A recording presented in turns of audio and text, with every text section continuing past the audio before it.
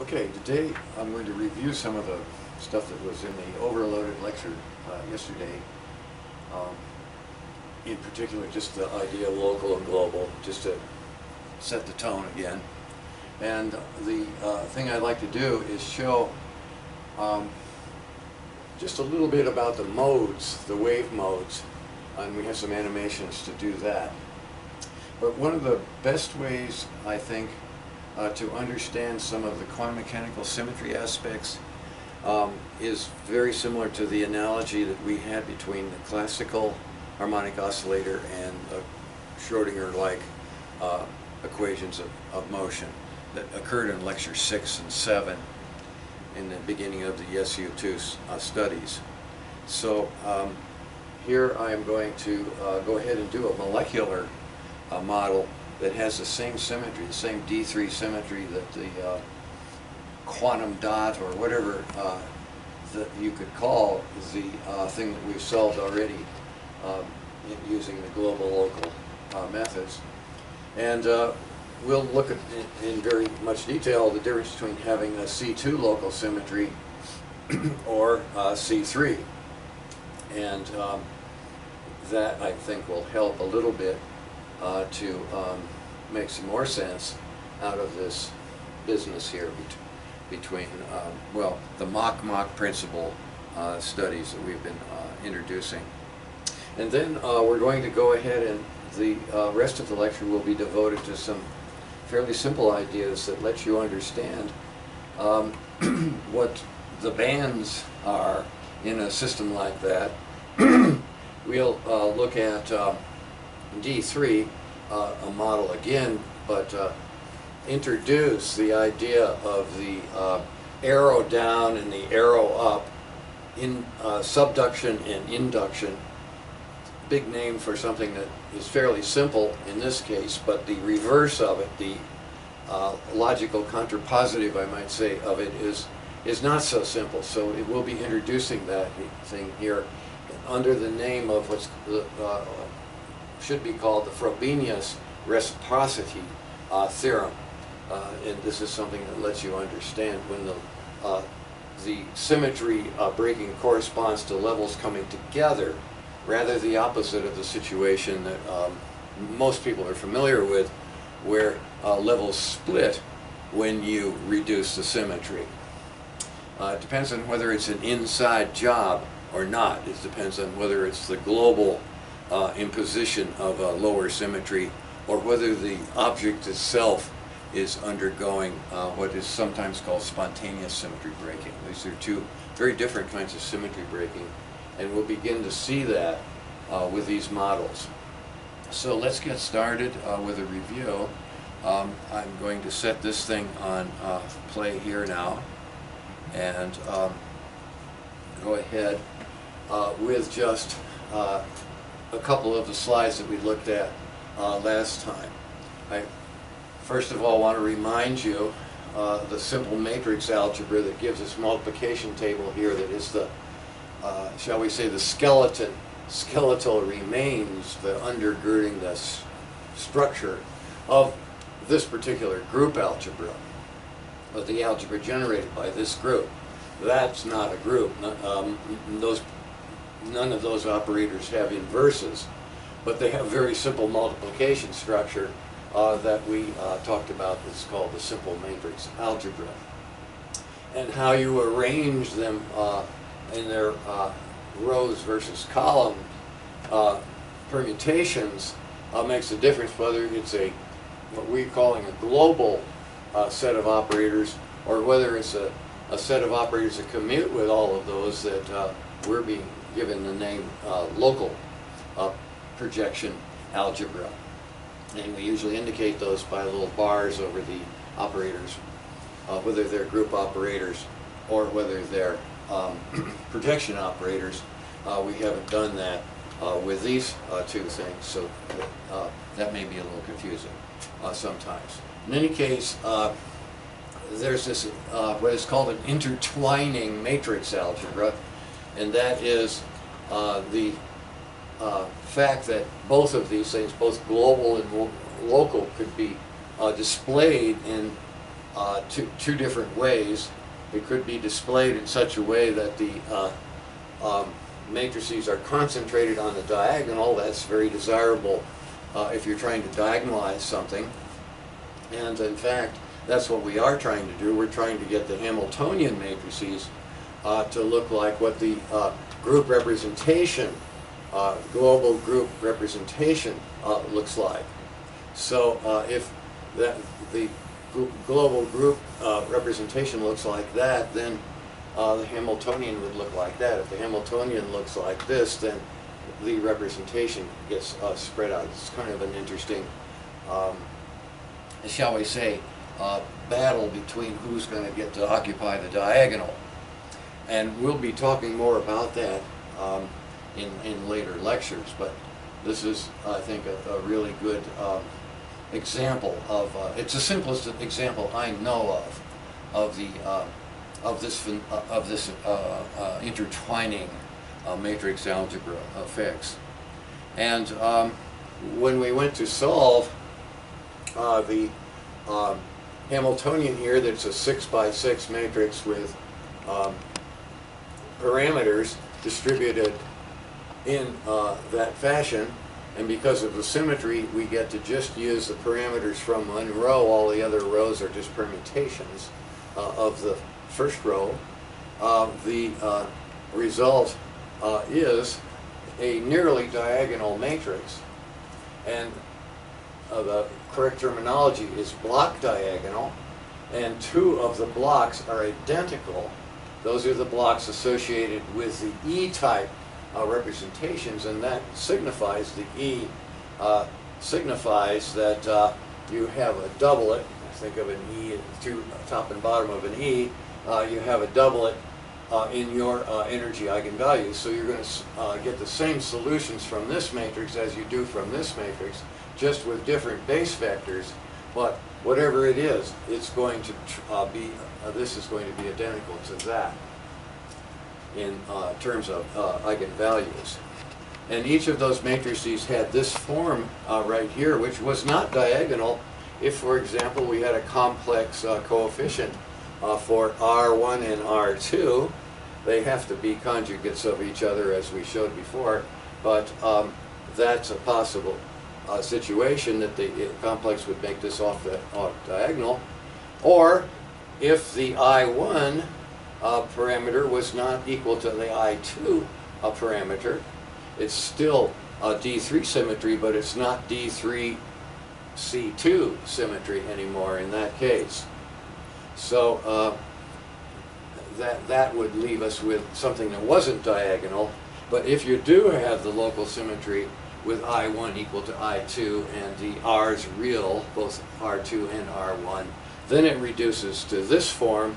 And what you see here is a formula now for all the possible Hamiltonians that could have this particular D3 local C2 symmetry, and it's determined, the levels are all determined, all four of the levels are determined by just four real parameters. So you have a perfect match between what comes out in the spectra and what goes into the Hamiltonian. Well, we're going to look at this one. It's a K matrix for spring. That will be a nice way, I think, to see this again. And this is another way to look at that we looked at in a previous, actually, that was lecture 15, where you're literally seeing where the numbers come from to make this formula, and then you apply the local symmetry conditions, and it becomes no longer a diagonalization problem. The eigenvalues just come out. So you've found the correct eigenvectors by taking a particular subgroup chain that has this local symmetry. In this case, the I3 element of the C2 subgroup that has a axis on the, has its rotation on the x-axis of the molecule, as we've been drawing it, namely this axis right here. Now these pictures here are good ones to see the effects of the symmetry. And we have shown this before in lecture 15. I brought it up again in 16, but we really haven't looked too carefully at it. I'd like to do that just briefly again to alert you that there are really a set of three here that are different because of their local symmetry than the set down here. Well, I should probably just focus on this one right here. All of these states here are symmetric locally. That means they're X-type behavior. X is this axis, but then take that axis over to any of the other directions for the other wells, the other localities, so to speak, in this global D3 symmetry, and you will see that they all have a symmetry to being rotated around their local axis. This, of course, is the global axis right here, I3, but then there's another one that's equivalent to it, and then still another one, I2 and I1. I2 is here and I1 is here. I've got them marked right there. So each of these has symmetry. That is, it's a wave that is symmetric in the well for those. And then these guys up, and that's indicated by the X, which is the second index, the right-hand index of the projection operator, PEYX in this case, and PEXX in this case. So the global symmetry here is symmetric X, and the local symmetry is 2. The global symmetry is just a reflection through the main I3 axis, which we've asked to be diagonal, and you see, of course, that this thing mapping into that is giving the same phase and amplitude between them. So that's definitely an X for global, but then you look at each of the localities and they're definitely X too. Now over here, it's the they're in contrast. You see the global symmetry now is Y-like. It's like the Y-axis perpendicular to the X-axis. That is, it's anti-symmetric to the global operation I3 that we're asking to name our quantum properties.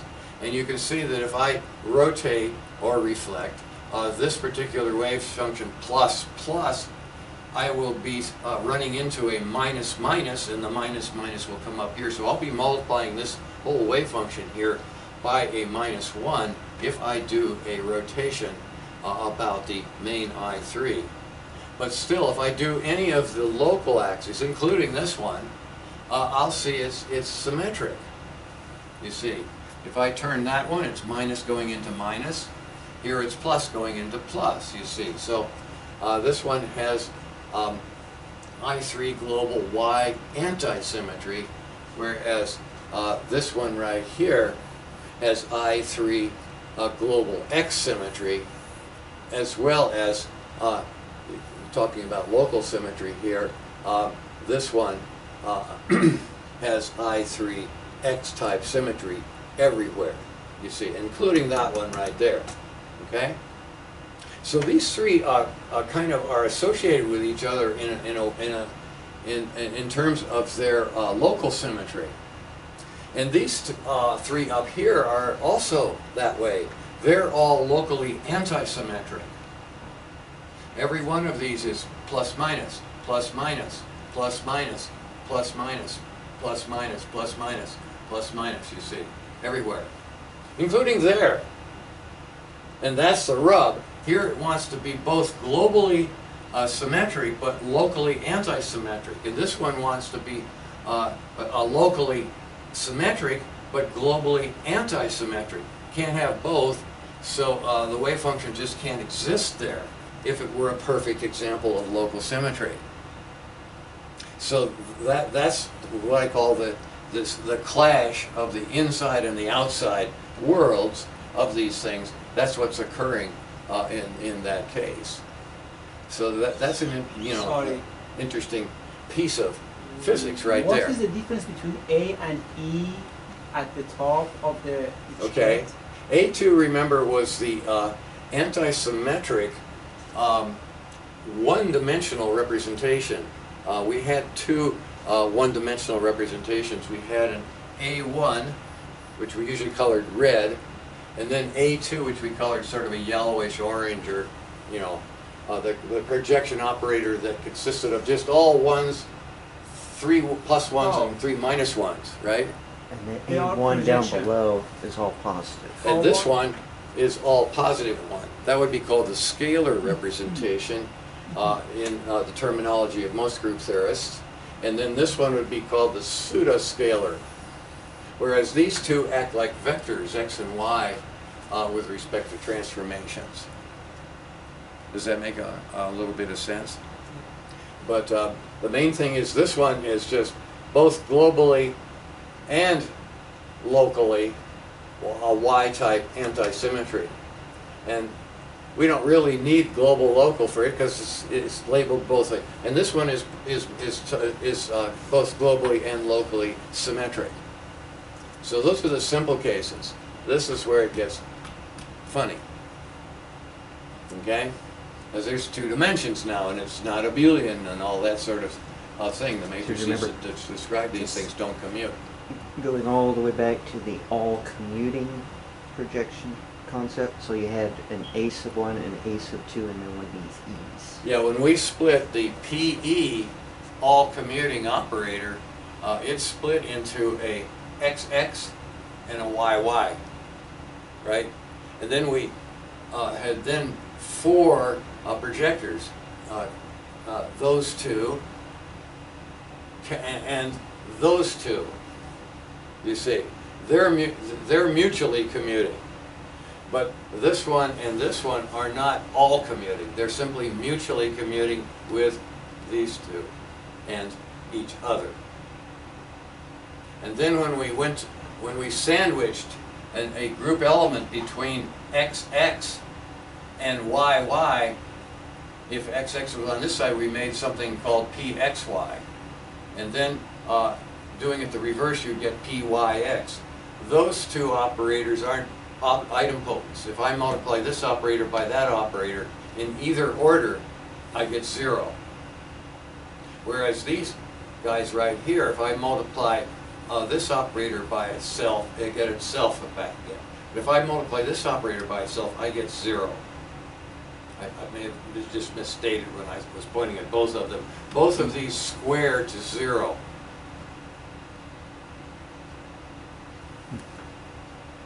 Okay? And then when they're put next to each other, they make either this or they make that, depending on which order you put them in. Okay? Yes, it is their property. The simple matrix properties. Tracking it back to the center, the group center, that next step 1 from last lecture, walks that down by the structure, the symmetry. What we call the second level, or I forget what word we use now. Mutually. Pardon? Mutually. Yeah, to make them mutually, that was the second reduction. And then the third is to make the operators, all 6 of them. Including the nilpotents. And local symmetry is required for step 2 and step 3. Yeah. In this way of doing things. Yeah. Okay. I'm just a little hesitant whether I might try to show these effects in the animation that's going on over here. Maybe we give it a try. To do that, though, I'm going to jack up the potential a little bit so that the next topic that we're going to encounter after the vibrational demonstration, I have here at 10. I'm going to go up, make it about 18 or 20, and see if that looks a little more promising in terms of making things local. I'm trying to make it the waves that are in those cavities feel the locality. And I think those are going to do a pretty good job of it. The question is whether the next. Let's look at the lowest. I'm going to zero them out, and I'm just going to start the A1. And you can see that one is both globally symmetric. Now, in order to make it, what I think I might do is scale my phasors here so that I can make a really big wave. Then you can see it up above there.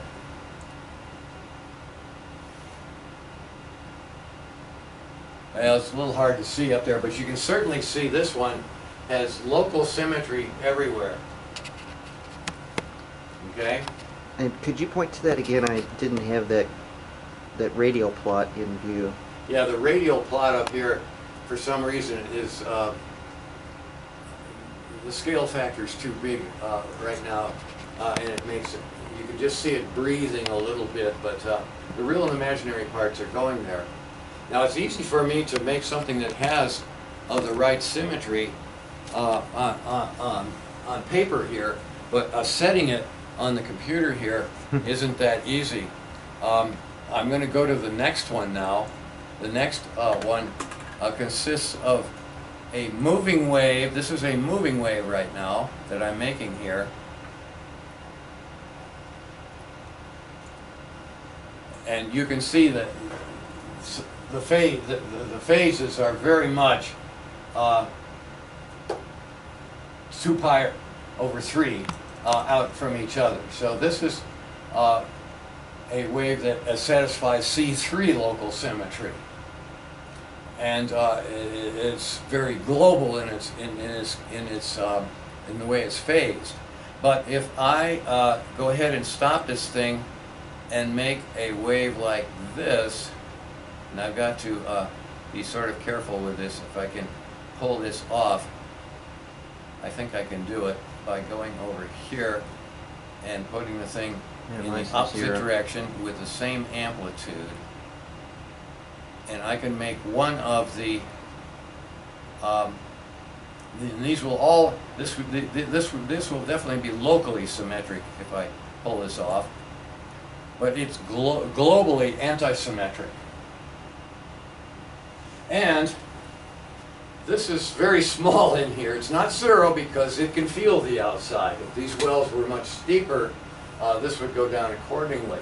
And if I was more careful with my amplitudes, I would make this symmetric here. It's not quite symmetric, but or at least I should say the envelope would be symmetric. But the wave function is already very clearly anti-symmetric. This one is zigging when that one is zagging. Okay.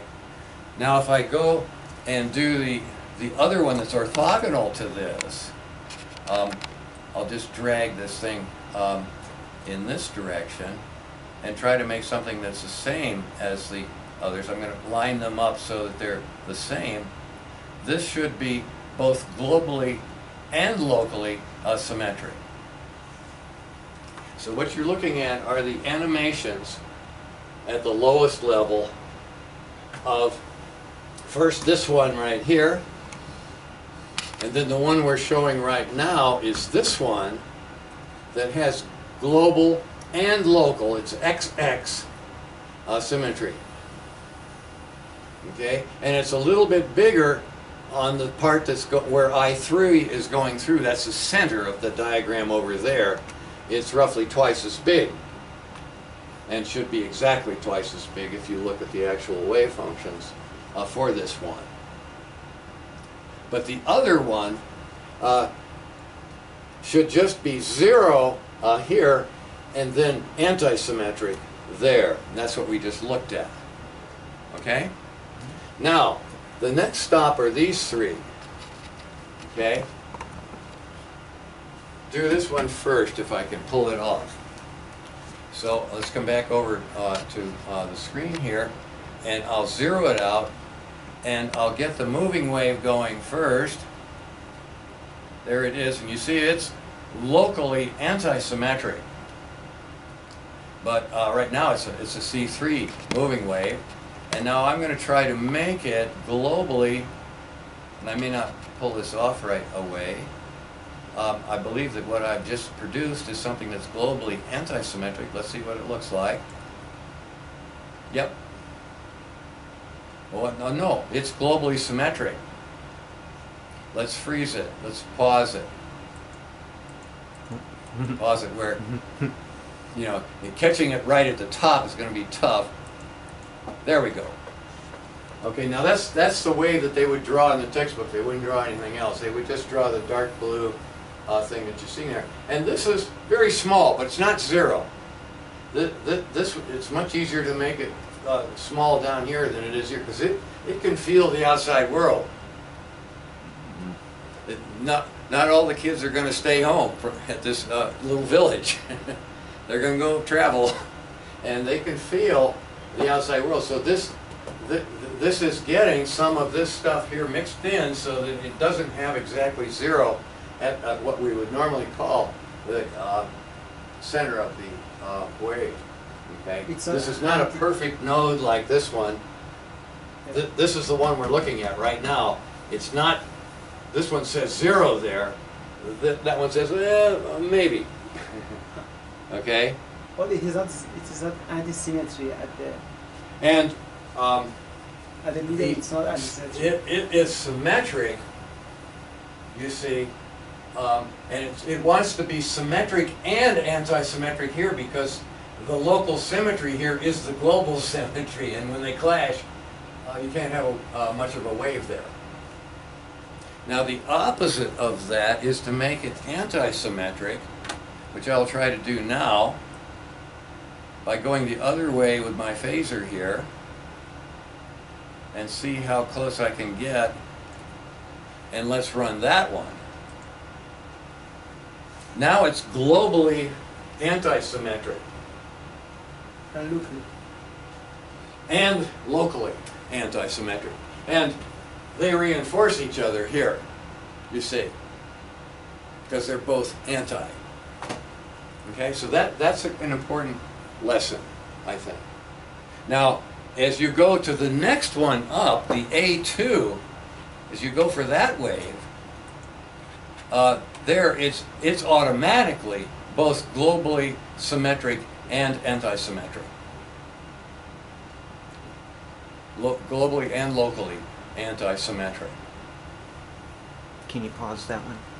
Whereas, and this one takes a lot more energy, the A1 is, as we know, globally symmetric and locally symmetric. But it takes a lot of energy to make it. You got to go from here all the way up to there to pull this one off. So you get really fast beats between these two. This is the band gap. And that's kind of fun to watch too. That's Bragg reflection that we talked about before. But now we know a little bit more about it. Okay. Now, we'll quit this. We can come back to this later on. Probably lectures later on when we do D6. Because D6 has more structure and it's easier to see some of the phenomena that we're talking about here. Okay, but these are sketches of what we're looking at right here. They don't move, but you can sort of imagine what they're supposed to do. You can see the real parts and the imaginary parts in the group wave that makes this thing work. Okay, so as I said, there's a clash here, there's a clash there. This clash is very damning. That was carefully adjusted so that really very small there, not zero, but very small. This one is small, but you can see that it's not zero, clearly. Okay, well, I'm going to move on to the mechanical analog of this. And that's going to involve classical vibrational modes, classical theory of molecular vibration. We'll be talking about a much more complicated set of three masses. Before we had masses that could move radially, and I did have a case where they could move this way. This can do both. So this one is like an ozone molecule that we're going to be doing. And the idea is that we're going to be solving a spring mass equation with a Hooke's constant coefficient matrix multiplying the position. Presumably that's given by a partial derivative of b with respect to x. I've put the minus sign out here just to sort of clear this part of the equation there and make an analogy with the quantum mechanical stuff that we've already been doing. Normally the force is minus kx if it's stable, and where k is positive definite matrix. Okay, and we're going to go ahead and compare it like we did before to the classical equation of Schrodinger that we were doing with our little tunnelings through the barriers of the periodic potential in the model we just looked at. In that case, it's an IH partial respect to time. The first derivative, this is the second derivative with a minus sign. And you remember the story about this. We had this Schrodinger versus classical vibrator analog in lectures 6 and 7. We did a more sophisticated theory of it. It really just boils down to taking this matrix and squaring both sides. The Hooke matrix is a square of the matrix I'd be using here. And then the I squared gives you a minus here. And then you have to argue about, well, where is the H bar? Is it in the mass or what? Well, it is in a funny kind of way, but we'll talk about that later on. So the eigenvalues, quantum angular frequencies, and all of that, obeying Planck's axiom, the eigenvalues of the k is just classical stuff, okay? And the mass under the constant is the angular frequency squared. Hooke's law here, Planck's axiom there, okay? That's kind of weird, but it's something we talked about before, and I'd like to remind you of it again, that's all, okay? Now, the thing we need to do here is take a look at this whole spectrum, both the eigensolution, like vectors, and the eigenvalues. The idea here is that when I get done getting eigenvalues for the Hooke problem, I'm going to be talking about a frequency squared, whereas when I get done solving the eigenvalues of that, I'm talking just about the frequency. So that's the main point, I guess, that's practical for this particular discussion. In any case, the question is, how do you get a potential? So we're going to be doing something we didn't do over there. We didn't go into the details that are necessary in order to actually calculate the tunneling parameters here. Here we can, the tunneling parameters are simply cross couplings of springs. And the question is, how do you do that?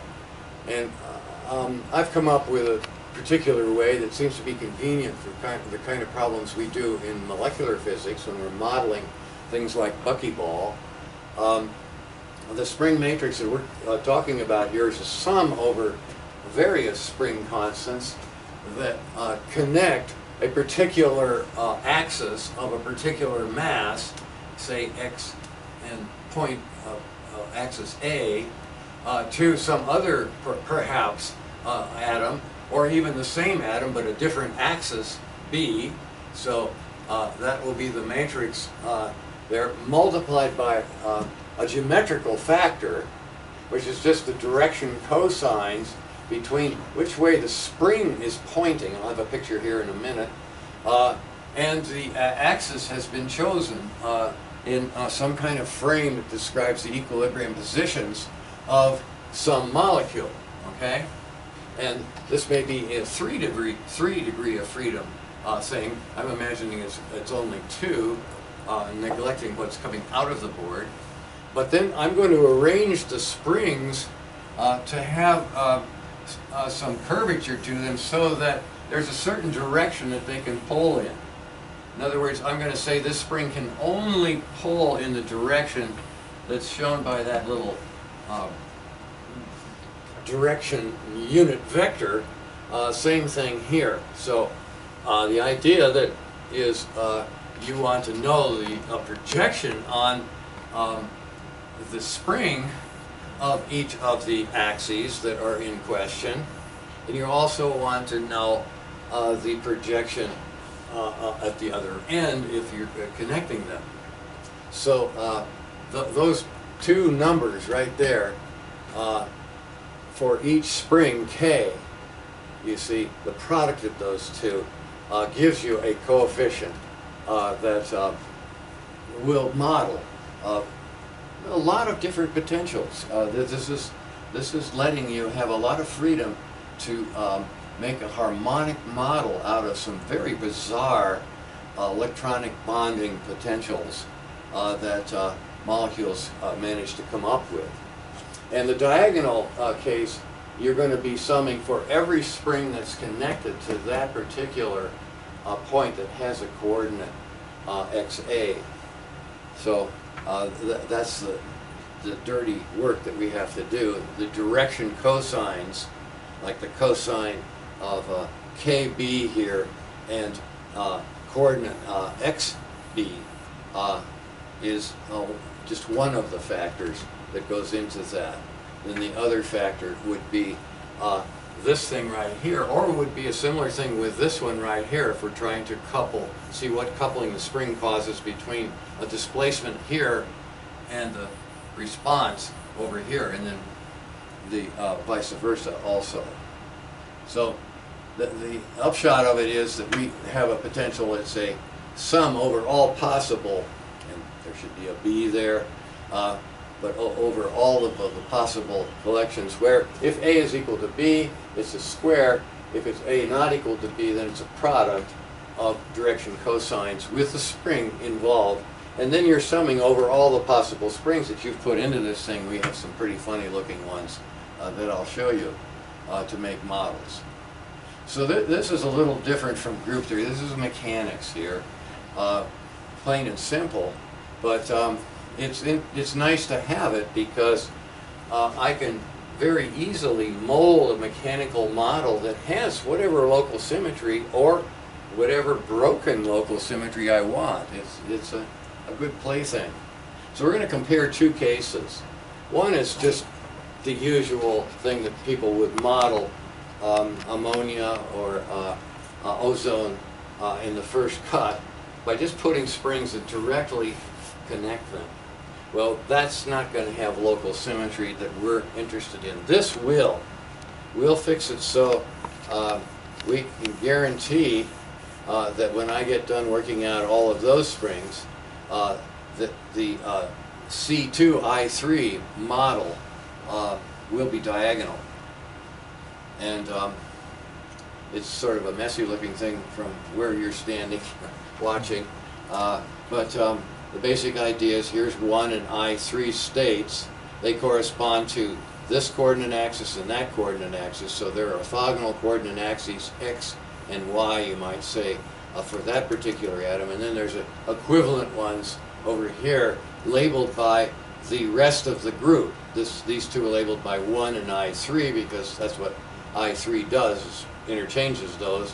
And then the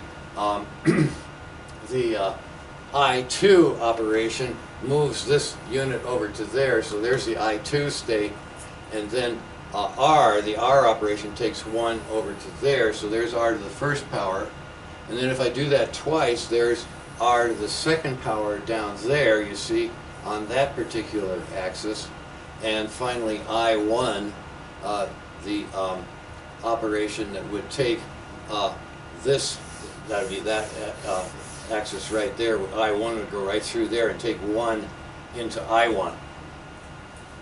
And the same thing with that one. It's actually a little clearer to look at that because there aren't so many springs, but you can see that I3 takes that into that. This is I2 taking that one into that, okay? And then, as I said before, R1 rotating this thing takes it over exactly to that place. And then the inverse of that is to take it to there, okay? And then the I1, that's going right through there, axis is, and it's taking this to I1 times 1, which is there. Okay, so that's why mechanical models, I think, are helpful. There's no funny business with the quantum waves. We're just talking about F equal ma, and we're talking about, you know, coordinating some mass points. No uncertainties, none of that. We can just study the group theory of what it does for that problem. And it sort of makes it you a little bit more robust in your ways of thinking. And now you can go and do something that involves a bunch of circuits, or something had a bunch of little quantum toroids. I mean, the possibilities for things that have symmetry and do weird things is really quite large. And the higher the symmetry, the more there are resonances, you see. So, and then the higher the symmetry is, the more you need the machinery that we're trying to sell here. Okay? So, let's just go ahead and look real quickly and maybe show an animation for a couple of cases. This one right here is using spring constants associated with I3. There's a spring constant associated with R1. Better be real, so R1 and R2 are equivalent. That's making it local symmetry. And then there's an I12 that's coupled. And all of the couplings come in, you see, either along the symmetry axis of I3 or I1 or I2. Okay, they all come in either along a thing or perpendicular to it. So the I3, for example, would be that one right there. Then there's its equivalent, you know, on the other places. And anybody can be the origin. Anyone can have the one, and you just start the problem over again, rotated by that amount. So the first row parameters, I'm not drawing the whole matrix anymore because I know that's all I need. Those 6 parameters are restricted. Now, I don't have a spring going directly. If I do that, then I'm not going to have local symmetry. I'm not going to have an I3 type of local symmetry. In fact, I'm going to have something rather weird that you're going to see later on. Okay? All right. Now, this model has all of these internal things, and when you go and use those formulas that I showed you, this is what the first row of the K matrix looks like. So R0 is that. Okay? R1, that, and so forth. You see, and there's the R and the I are both participating in the making of this particular parameter right here, and then this one and this one, this one. You see, those are the things that connect the various degrees of freedom. 1, that's the 0. Okay, I3, that's this one right here. R1, okay, that's this coordinate right here connected to that one. Okay, and then that connected to R2, well, that's R2 down here. Okay, so whatever it is connecting it, that's what's making that parameter right there, R2. Okay, and then I1, I2, and I3, I1, I2, and of course I3 is right next to 1 there. It has these parameters making it springy. All right? So that's the idea. The thing that's cool about this is that here's the mechanism that makes those. Before, they were just parameters that we didn't really specify the physics of. Here we are specifying the physics. So it makes it a little harder problem because we have to do the mechanics before we even start thinking about symmetry and solution of differential equations. In any case, we know this is a generic Hamiltonian, this is a generic solution, so you just plug these numbers into each of the R1, R, I2, and I3, and you get a matrix that is diagonal, because those are going to cancel and those are going to cancel, so you knew that was going to happen. 0, 0, K0, K3 plus 2KR. There are 3 parameters. Okay, for just that. And then the A1 and the A2, not to be left out, give you K0 plus 3Ki, that one, and then this one gives you a 3K3. So that's the K3 shows up here and there just on these two. They're coupled by K3. The others don't care about that coupling. Okay? So here's what the modes look like, and I'd like to try to show these in motion as well. But you can sort of see what they do just looking at this. But let's go ahead, and I'm going to see if I can get the old mall vibes to work for me. We're busy trying to get this thing onto the web, and let me see if I can get this going here, just for the sake of it. Yes, there's a really quite striking mode there. Now what I've done is I've left some of the symmetry breakers, like this one and this one, K0, and the that K, I think I have actually on a little bit too. The way I've got it on is by putting two springs, off in the direction that you see there. These are the rubber bands that are fairly weak, and I've got a fairly strong. Let's see if I've got that. K1 is 0.1. I think I'm going to actually raise that K1 there if I can. Let's see if no, I'm going to leave it small for now, because that's the one that will break the local symmetry. So what we're seeing here is analogous to the waves that we had before. Here is something that is locally and globally symmetric. By being locally symmetric, we mean the motion is radial. Okay? Whereas up here, they're locally anti-symmetric. Okay? So you're locally symmetric to the rotation around that axis if you're moving along that axis. If you're moving perpendicular to it, like that one is, and I believe this one is more in the radial thing. Okay, so we're looking at this mode right here, I think. Is that right? Or am I looking at this one? Yes. Mm-hmm. I'm looking at that one. Yes, that's very definitely the one. Okay? Now, in the perfect model, with no local symmetry breaking, this wouldn't move. This would be the conflicting one. Well, it's moving a little bit. Okay, so that's analogous to the three wells, with the one in the center still having a little bit of activity that it wouldn't have if the local symmetry was enforced perfectly. Okay, so let me go ahead. This one is a 2-1, so that is a locally symmetric but globally anti-symmetric to this axis right here. That is very anti-symmetric. That one's minus when that one's plus, minus plus, plus minus, and so forth. Okay, and then this one is should be 0, but it isn't because of the breaking of the local symmetry. Now I zero this. I'll go ahead and turn on the other one. I think that will work for us. Let's see what happens.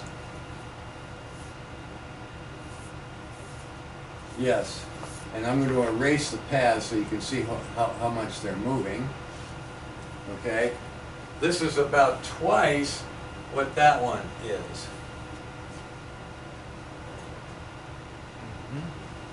That would be this one here. 2 minus 1 minus 1. Okay? So that's the one that's globally and locally symmetric. Okay? Very symmetric to the main axis of the whole I3 neighborhood and global transformation. And then symmetric with respect to each of the local Okay. Now let's go look at some of these right there, if we can. I will simply zero this thing out, and let's go get. First of all, we'll make it globally symmetric but locally anti.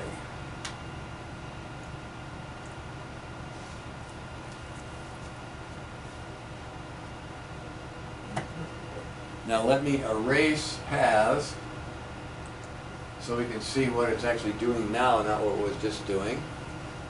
And now you see this one. This one's globally symmetric, okay? Mirrors perfectly through that if that were a mirror plane for C3V or a rotation axis as we are talking about for D3. So it's perfectly symmetric with respect to the thing that we've just declared as our subsymmetry axis. But locally, anti. Okay? Locally, it's Y. And the clash is right here. You see, there's very little tendency for that one to move with the springs set to two locals. Sorry. For locally, you should consider this axis for each locally, not globally. Well, we had to pick one because the group operators I1, I2, and I3 do not commute, so they can't be diagonalized. Only one of them can be diagonalized at a time. Mm-hmm. And we picked I3. I3 is that axis right there. Yeah. So it means that globally is symmetric. and this one is globally symmetric to that axis. About that rotation. But locally, Locally, this particular state, number 2, is anti. That's Y. So you got a clash here. You got a clash between trying to be globally symmetric and then locally anti-symmetric. it is not. And there's no way you can do that. For the other one, if I want to This one? Yeah. This one is very definitely anti-symmetric locally to that local axis. And this one right here is very definitely anti-symmetric locally, plus, minus. If that had been a wave function, it'd have a little plus sign on this side and a minus sign on that side, Mm-hmm. right? So that's very definitely locally anti. This one, this looks like it's moving more this way than it is that way. So it is showing a global symmetry, local symmetries. You see, its axis is here. Its local axis is here, but that's the global axis that we chose. Does that make a little bit of sense? Actually, locally should be exactly like that. Your bases rotate from side to side. Yeah. Okay. That Yeah. so that one flips around. Yeah. Yeah, if I do a 120-degree rotation of this state, Right. It is symmetric. I would get this whole business turned up on the end, and so the dead place would be up here, and these two things would be doing their thing, you know, down this way. Okay. Mm-hmm. So, but that state would be a linear combination of these two, right? With the irreducible representation D functions being the coefficients.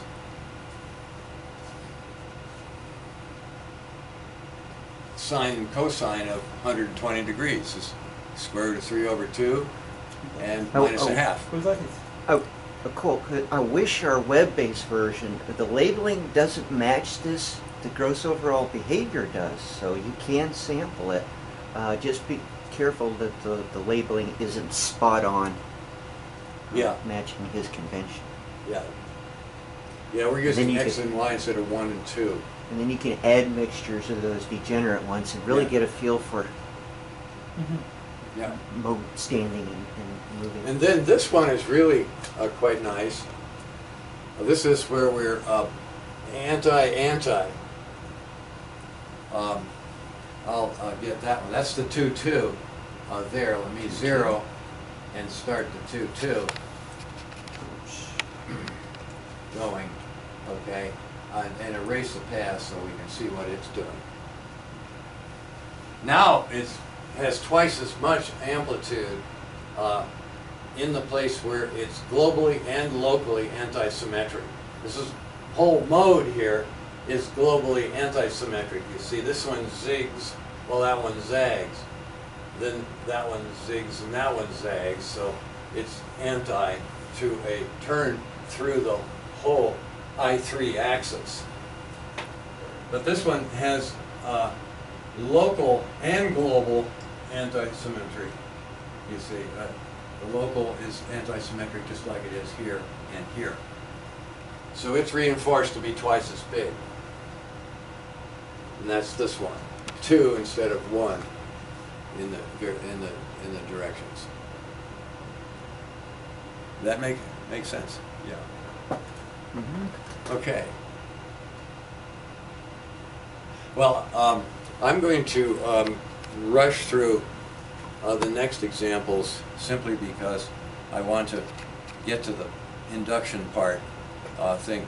But this one right here is very interesting because it doesn't give a hoot about local symmetry. In fact, it's about as far away from being one or the other of the local symmetries that we end up taking exactly 50-50 combinations of those eigenstates, the E eigenstates, to make the eigenstates of this one. And I'll go ahead and show that here. Thing. Anyway, there's a generic thing that works for all of the things that are labeled by group parameters. And this is the matrix that involves these angles, 75 here, 15 there. So I'm adding up the spring constants, K1, okay, which we've made very weak here. And we've left the local ones on so that it behaves locally. Now we're going to make this strong, much stronger, and we'll see something that's, you know, quite beautiful in terms of the mixing of the modes that we were just studying. So anyway, we have a couple of parameters here involving K1, and that's that essentially we're making a one-parameter model for vibrations, and you can see that that's probably not a good way to do molecular physics, but sometimes you have to start somewhere. In any case, this matrix right here comes out looking like that. That's kind of neat. Every one of the components is equal. Now, these are very different. These are very different. This is 0. Okay. And this one has a 0 eigenvalue. And that's because I took all of the local springs away. This is floating. This is floating. This is a molecule in a vacuum. So it's got to have the modes of translation and rotation. And it can rotate in 2 different ways. It can rotate X or Y, you see, or Z. So the modes that you actually get with this one are plus and minus over the square root of 2 of the modes that we were looking at, the X and Y modes that we were looking at before with the I3. This is the I3 E vectors have to be combined equally to get the eigenvectors of this. That's what makes this a cool example, a counterpoint to the last case. So what you do is you take the modes that you had before. Here's the I believe what we're doing here is we're adding the globally symmetric modes, which are colored in green, to the globally anti-symmetric modes we had before, which are colored in blue. And this particular combination here, this plus that, causes you to translate. So when you mix the globally symmetric and anti-symmetric, and remember the symmetric one had a combination right there, you get three vectors that are exactly equal. And that's a zero frequency mode for this, it's translation. And here's the other component right here, the Y result. Y translation is what you get there. So those are the two modes that aren't called modes. They would be low frequency modes in our case, but in the vacuum they'd be zero frequency modes. They wouldn't be called modes at all, they're just translation. And then there's this one right here. This is definitely zero if all I do is have a spring, you know, here and nothing holding these things to the rest of the laboratory. So this one is also zero frequency. So these are all low frequencies in our simulation where we turn up to K1, but they are mixtures, in this case, of the previous. Now the anti-mixtures, okay, like this one is this thing plus the other one. Here's the minus, okay. This makes a asymmetric stretch mode, which is well known in molecular physics, and the asymmetric bend mode of ozone. And what's really cool about this one is that they move along the bonds. This one really stretches that bond right there. You can see also moving it down somewhat. And bending the other, and this one is sort of doing the reverse. So bend stretch, which depends on what you want to call it. This is the X bend, that's the Y stretch, but this is the Y stretch and the X bend. So those are the two modes. And then this one is called the breathing mode. It's the highest frequency. That hasn't changed. Neither of these have changed. Their shape, but they changed their frequencies quite a bit. So that's the basic idea of these things, the mixed modes in terms of the low frequency and the high frequency local symmetries, local D3, C2 symmetries. Okay, now the last thing I want to say about the modes is, what if you just put a circle in there and then maybe put some sort of chiral C-type perturbation, complex. So you make these things complex, okay? Suppose I do that, okay? Maybe make them, make R1 and R2, so one's the minus of the other, and if I do that, then I have a off-diagonal imaginary component. I have a C-type coupling matrix here, right? A chiral operator, what we call the Y, or what Pauli calls the Y, we call it the C for Coriolis, circular, complex, current, and all the stuff that has to do with making things go around this loop here. And that's what it does when we solve this matrix with the parameters here, okay, which would give me a C3 local symmetry. That means I'm going to have ability to go in this three-folds system and go in a particular direction. That's what you're going to see.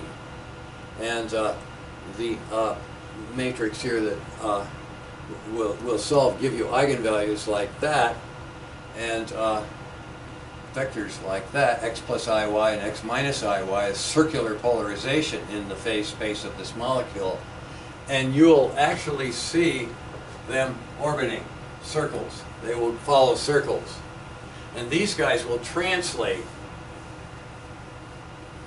around circles, either this way or that way. You see, it'll be circle left, circle right. This is right circular, that's left circle. And this guy here, he's just going to do the rotation he's always done, so he doesn't get affected that much. And this one also, it takes higher order terms in order to get them interested in participating in this game. But this is really beautiful, this one right here, where it orbits, but in a funny kind of way. You see, the molecule itself is really bending a lot. See the molecule there with an amplitude that's almost as big as the molecule's radius. You see it very distorted by a mode like that. Now, in the real life, kind of stuff you get in the magnetic field from a molecule is really weak, so the orbits are really tiny, and so are the vibrations of most of these molecules. You make the vibrations as big as that thing would dissociate. Okay, now, I want to finish. We've only got about 8 minutes left here.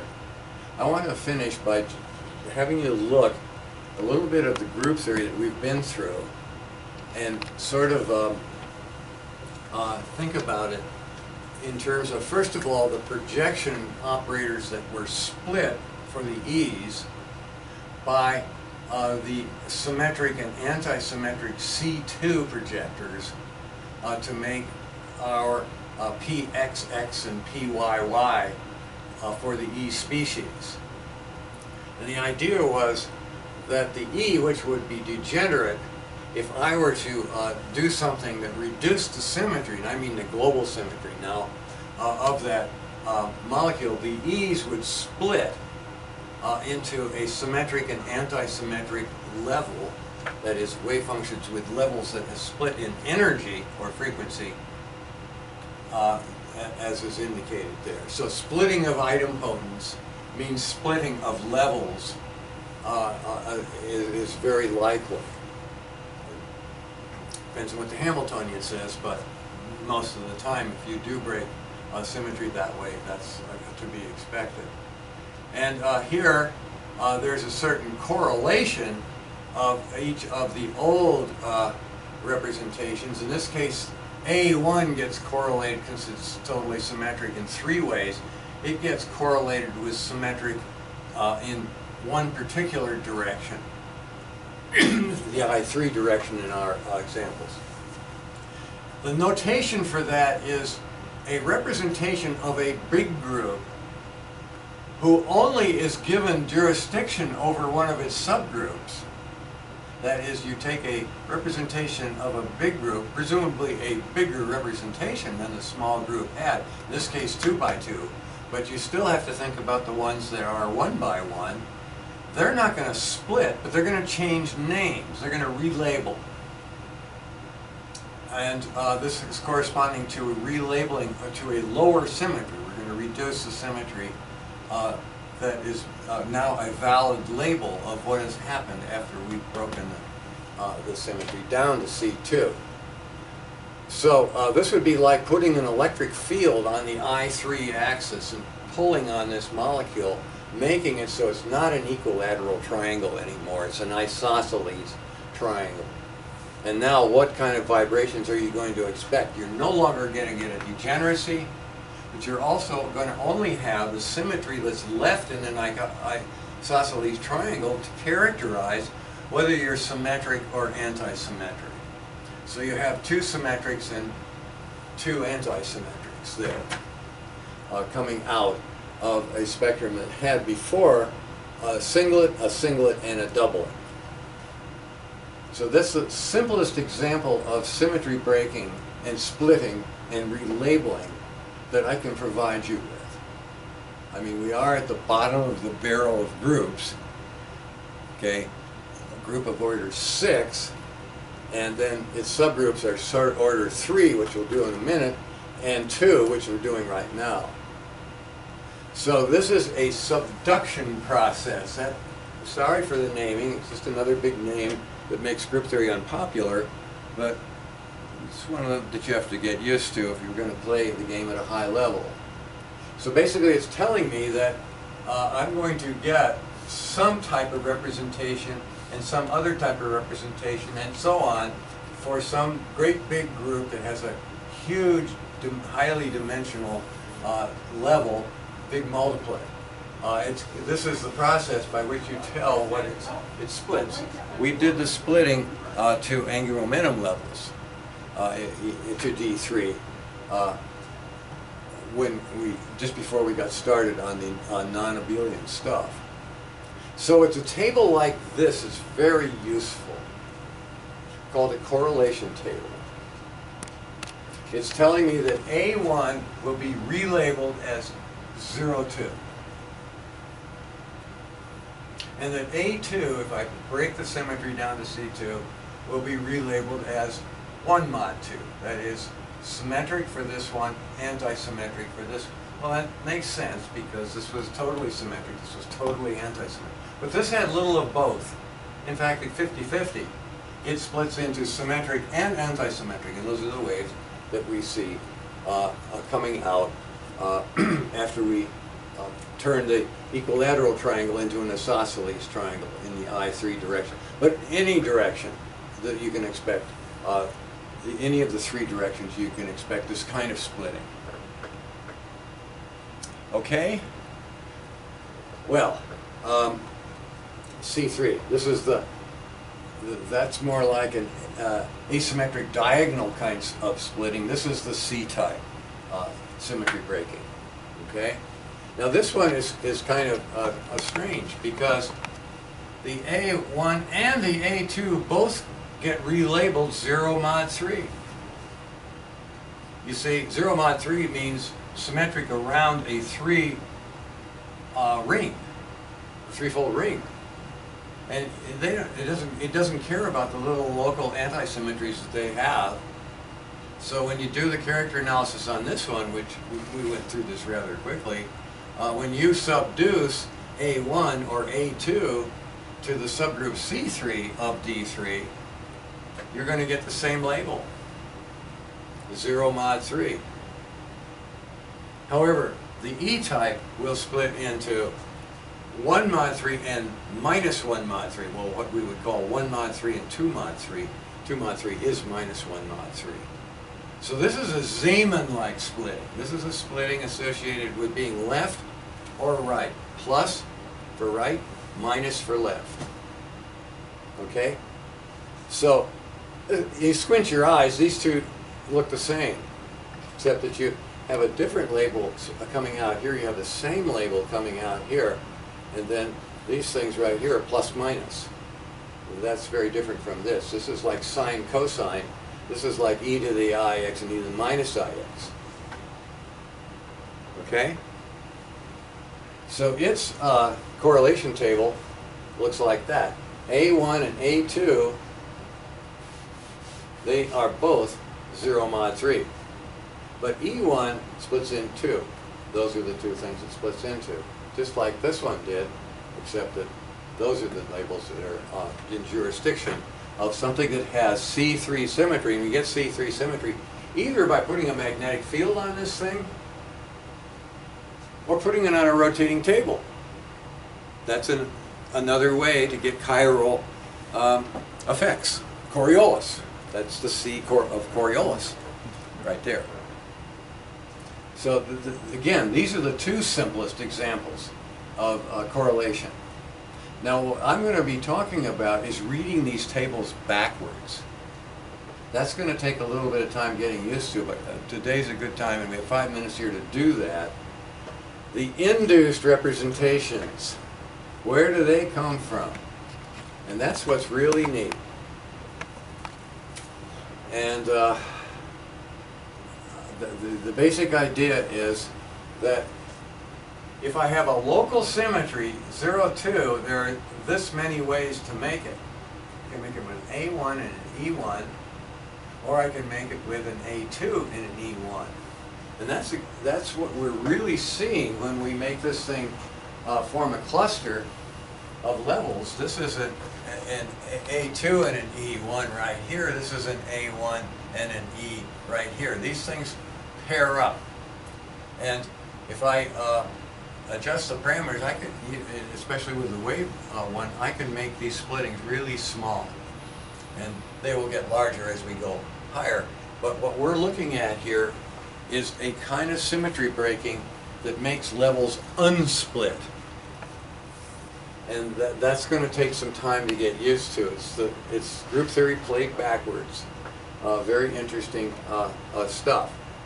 So the spontaneous symmetry breaking involves clustering. It basically involves the most famous example of spontaneous symmetry breaking is the ferromagnet, where you have a bunch of spins that are trying to decide what direction they would like to point, and the magnetic field is off, so the only magnetic field is what they produce against each other. And it's possible to have them collectively decide, if enough of them decide at once that they're going to be this way, the other one's probably going to go along with it, and so the thing will fall in, say, that direction in a crystal, or they might fall in this direction, or they might fall in that direction, you see. Each of those directions counts as a dimension, you see. So when the number of ways that the system can collapse, you see, will be maybe very degenerate because there are so many different possibilities. Here it's a much smaller number. In this case, there are three things that they could have fallen into, you see. Basically here there are two things it could have fallen into, and you see those two right there. That particular introduced derivative has a degeneracy of 2, that plus that. These are single, so they don't ever get to participate in any kind of spontaneous symmetry. But these two do, you see. You can fall in an antisymmetric or fall in the symmetric. These are what we call the bands. You're seeing it happening in that example right there, where E's and A1 or A2 get together. Okay, now the idea of this is that the induced representation, and I almost feel it's a little early for me to present this, but we're going to talk about this in using a larger group. The octahedral group is probably one where this becomes a lot clearer. But the number of the big group representations that appears in a small representation induced to that big group is exactly equal to the number of these little guys that are going to split out of a big matrix that's been reduced in symmetry. So that's a really cool thing that we need to learn about. And probably the best thing to start with is the regular representation, where I take D3 down to the lowest possible symmetry. I just take those guys and bend it into some scalene triangle, okay? Looks like that.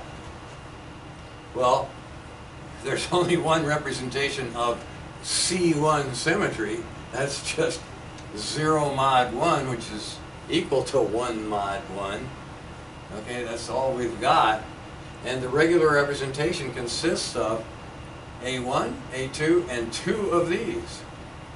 That's the basis that we're working with to make this particular set of models, either vibrational or the wave function tunneling through various D3 symmetric sets of 3 wells, and 3 barriers. Okay? So the regular representation is most extreme case, and we're getting 2 things, 2 of these, 1 of these, and 1 of those. Now, what I'd like to do is jump ahead here just a little bit and look at the next symmetry that we need to study, hexagonal. And you say, wow, that's a lot of stuff, but it's really very simple. D6 is D3 cross C2. You take the D3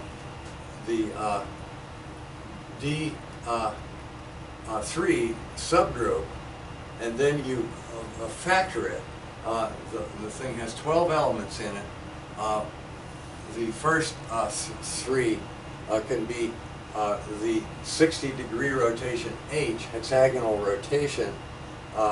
that squared, and that to the fourth power, is the subgroup that we call D3. R is equal to h squared. R squared is equal to h to the fourth power. And then I1, I1, I2, I2, I3, they're the same.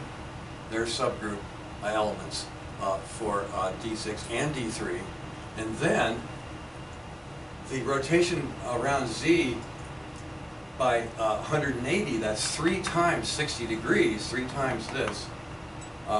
That is the operation that multiplies all of the elements that we had here. So you basically take all of these elements here, multiplied by h cubed, okay, each one of them. H cubed times 1 is h cubed. H cubed times h squared, that's h to the fifth, times h fourth is h, times this is J1, J2, and J3. Those are the other rotations that are shown here in between the I's. So this symmetry is really cool, and it has the I's and the J's arranged at the corners and sides of a hexagon, and then the h and the h squareds are elements that we already are familiar with. So that means that if you take the character table of D3 and cross it with that, you get the character table for D6. D6 is D3 cross C2. Just as C6 is C3 cross C2, that's really what's behind this. So you get a unit translation, 60-degree hexagonal rotation. That determines whether it's going to be A or B. This is what's called always the same for A and back and forth for B. That's the nomenclature for this. And then the Y rotations, that's the J rotations. They 180-degree flip determines whether it's 1 or 2 on these little sub-indices for the A's and the B's. So that's and then you just get the representations immediately. So you don't have to go through all of that splitting stuff. You just do this and you've got your D6. And here's the correlation table. This is what's really cool. This is the correlation table that comes from looking at either these or the character tables. Character table is easier. Here's the even and the odds, splitting up into that. That's when you go to C2. Then if you do a chiral thing, you break up like that. So those are the correlations. This is the one I want to look at. The 0 to induce to D3 consists of A1, E1, and E2, and B1. Okay, A1, E2, B1, and E1 are listed in that order. That's the order they show up in this simulation, which we will be studying next time. And this also applies above the barrier. This is the kind of splitting that you see. You see a band gap here, and you see another one alternating between those things. So these energy levels are relatively close together. This indicated by a bracket. There's a lot of space before I get to this one. And their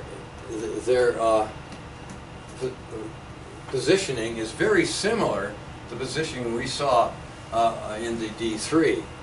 In any case, that's a band right there, and those are the Brillouin zone symmetry labels. And then that's the next band, and those are the A1 and the A2 is the exterior.